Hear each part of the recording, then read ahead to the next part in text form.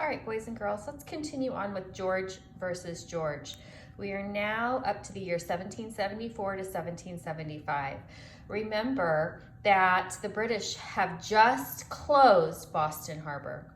The port closure quickly put huge numbers of Bostonians out of work. People were afraid they would starve. Other colonies scrambled to help by sending food, clothing, and flocks of sheep. Americans smuggled in at least 5,000 chests of tea from Holland alone. They also smuggled in gunpowder.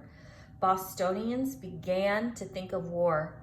As the siege continued, and basically the word siege just means the closing of the port, it's a military closure, the people from all over the colonies became more and more alarmed.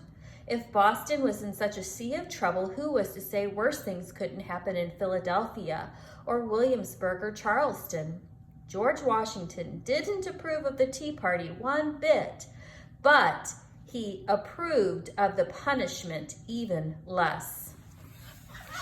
During September and October of 1774, delegates from all 13 colonies met together in one place for the first time ever at the First Continental Congress in Philadelphia. George Washington was one of the delegates. The Congress sent an appeal for peace and harmony to King George and suggested that Parliament get rid of all the unconstitutional laws controlling America. Until then, the colonies would not import or buy any British goods and would not export any of their own goods to the mother country. So you can see right here, there are some illustration, boys and girls. This is the British General Thomas Gage. He's the commander-in-chief in America. So he says, affairs here are worse than even at the time of the Stamp Act. If you think 10,000 men are enough, send 20. He's saying to Britain, we need more. In England, they're saying you never met with proper obedience to the laws of this country until you have destroyed the nest of locusts.